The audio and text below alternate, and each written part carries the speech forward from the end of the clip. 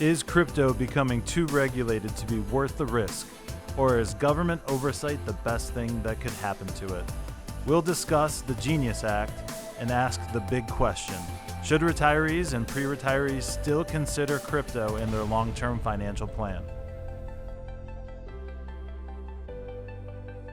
All right, well, we're back and better than ever this week, and filling in for Tony, who's on assignment, Dave Abate again. Dave, how you doing? I'm doing great, Derek. Great to be here. Happy to be back. Excellent. Well, at least we got a good topic this week to discuss. We going to talk about the Genius Act, a little crypto. I was happy that Tony didn't put the kibosh on this episode because I'm sure he wanted to talk about it at length. But, the crypto market's actually kind of been on fire here lately. Even I have made a little bit of money by just doing nothing. Those are the diamond hands coming back into play. But, real quick, it's been in the news quite a bit, honestly. But what is the Genius Act? So basically, the House passed the stablecoin bill, which is known as the Guiding and Establishing National Innovation for U.S. Stablecoins. That's what Genius stands for, and sending it for signature. The Digital Asset Market Clarity Act of 2025 also in this bill. And the Anti-Central Bank Digital Currency Act passed as well. The House approved the rules for the debate for the three bills. That's like a procedural thing, so they can vote on it. But essentially, it is something everyone thought would never happen, which is the government stepping in and becoming a regulatory oversight body for emerging crypto coins, crypto technology, and all that good stuff. Yeah, there's a lot in this act, right? A lot of pieces, parts. I think on the positive side for investors, consumers, there's more of a framework in place now. There's more rules to the game. What has been maybe a little bit of a Wild West out there, it seems like they're trying to put some structure to it. So that's, I think, on the positive side of the ledger. And this is a little bit outside of my lane, but the investors that I think are most drawn to this space, the whole appeal is like the decentralization of the crypto, right? Yep. And getting away from the dollar and being a hedge for inflation. So it's kind of a yin and a yang thing here. I'm curious to see how this is all going to play out. I can see both sides about how it might, the space might lose some of its allure. Yeah, it's the yin and the yang is a great way to describe it because it seems to be doing good things and bad things all at once for the crypto space. But you hit the nail on the head. The whole goal of crypto, and I say specifically Bitcoin, is like you said, to be decentralized. So not tied to the government, not overseen by the government. It's supposed to be a completely separate entity that, and the government can't go in there and, if they rule on something, in a lawsuit or a criminal case or whatever, the government just can't go in there and take your money. So it's meant to be completely separate. But at the same point in time, it is the Wild West. Yes. Anyone basically with a little bit of know-how can create their own digital currency out there. We've seen, rug pulls, as they call them, where someone creates a coin, pumps up the value, and then sells all their coins, takes the money out, and leaves everyone else high and dry.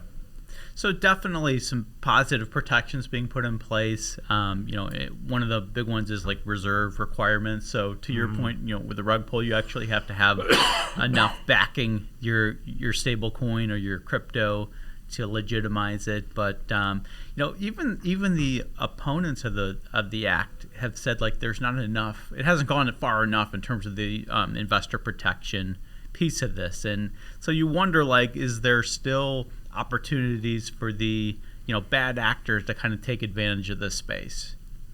Yep, for sure. So why the government cares and why it has been such a big part of Trump's overall campaign. Like Dave just mentioned there, they want it. They want these, especially the smaller coins, for that consumer protection to be backed by the U.S. dollar. So again, that's probably a good thing for consumer protection. Probably a bad thing for decentralization. Yes, I mean they're great stuff. Like great point with that. And it my other big takeaway in this is like the people are seeing an opportunity. Some of the big banks are getting involved now.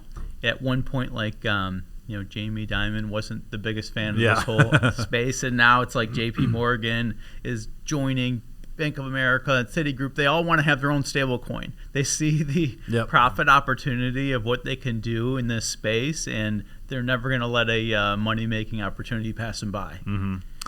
And there's no way to avoid it if you decentralize things. You're not regulating them at all. So tax evasion, money laundering, promoting illicit things like drug trade and things like that. Always a major concern. I think a legitimate concern for the space. So with no oversight whatsoever, I suppose that would always be a big problem. Yes, I think the criminals are not going to be so thrilled with the act. It's going to make their life a little bit harder. But when you look at it, take a step back, the market is kind of, like you said earlier, it's embraced all this news. Like crypto's been ripping this year. We're hitting all-time highs or near all-time highs on Bitcoin and Ethereum, and some of these names are really popping with all this momentum behind it. So it's really hard to see at this stage for this not to run longer. Yep, for sure. So, does this oversight help or hurt crypto? That's kind of what we're kicking around here. I think like with everything else in the investing world, the more clarity and the more certainty there is around an investment, I think the better off that they do in the long term. So I do think this is what this act is providing, is some clarity, some guardrails, if you will, to steal a term from college football. Yes. And the NIL, that is also the Wild West. So having some rules, some guardrails, and it could, with that clarity, it could open up to even maybe like 401ks being able to invest a certain percentage in crypto, and really making it more accessible. I think the number that I always hear thrown around is something like 97% of people out there do not own crypto at all. So I think this act, while it may kind of crush the dreams of the libertarians and complete decentralization, I think it probably would lean towards helping the overall space. Absolutely. I think this, like you said, it opens the door for more institutions to allow themselves, or based on their rules, to be involved in the space, because it was just too undefined. Yep. And now there's some framework behind it. Okay, we can this is a more legitimate idea, and we can offer this in different platforms. And the 401k is really intriguing because I think there would be a ton of interest, especially from the younger workers wanting to put some of those hard-earned deductions and contributions into this space. Like it just makes too much sense not to do. Mm-hmm, for sure. So the big question, should crypto still be part of your overall retirement strategy? So say you're, 55, 60 years old, pre-retire, easy for me to say, a pre-retiree with retirement right around the corner. What do you think, Dave? Do you think, you think crypto is can still be part of the overall strategy? I love the fact you're trying to corner me. I'm gonna answer it this way.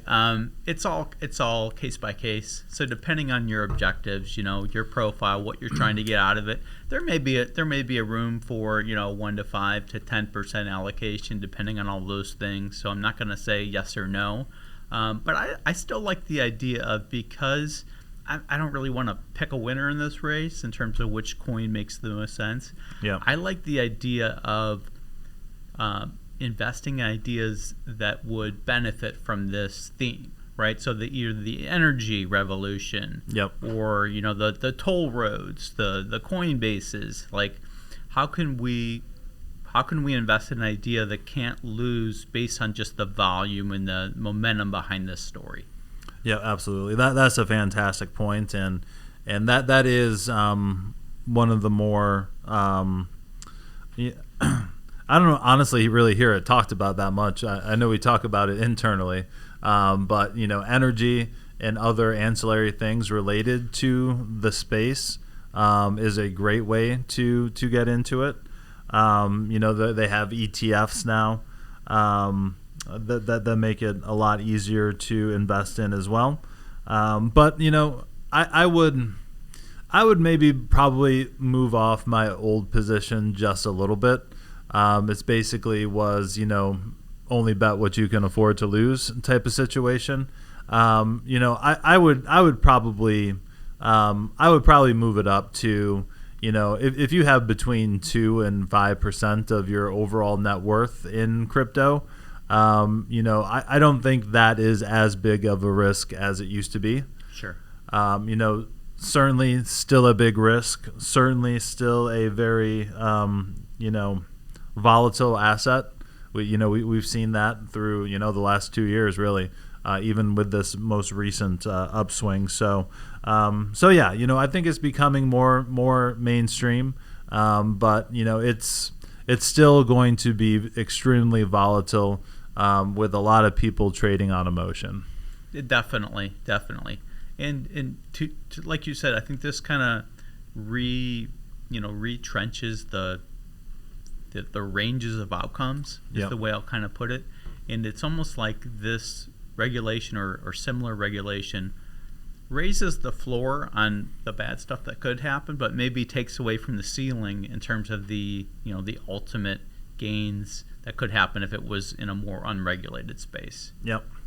And I think that's a good transition to what we can close with. It's just don't go out there and blindly buy it because you hear it on the news or the CNBC and everything's in green. It's if you want to get involved, you need to understand at least the basics of it. Understand the different types of coins that you are thinking about investing in. Obviously, Bitcoin is kind of the industry standard now, but at almost 120,000 a coin, it's going to be hard to build up a bank of Bitcoin. So I would say like we've been saying for a while, if you want to get into the space, kind of dollar cost average your way in. That's honestly what I've been doing. It actually worked out pretty well this year. Putting in, $200 a month or, $50 a month, whatever the case is, really can help level out the ride. Absolutely, Derek. So, well, Dave, I think we covered it pretty well here. It's not a done deal yet. So I think it still needs to get debated about a little bit and then ultimately signed by the president. Looks like they have the support now, so we'll see what the final touches are, and we'll kind of monitor the situation from here. But thanks for filling in this week, Dave. We appreciate it. If you guys out there have any questions, comments, concerns, hit us up at info@swpconnect.com, and we'll talk to you next week. The opinions expressed in the podcast are for general informational purposes only and are not intended to provide specific advice or recommendations for any investment, legal, financial, or tax strategy. It is only intended to provide education about the financial industry. please consult a qualified professional about your individual needs.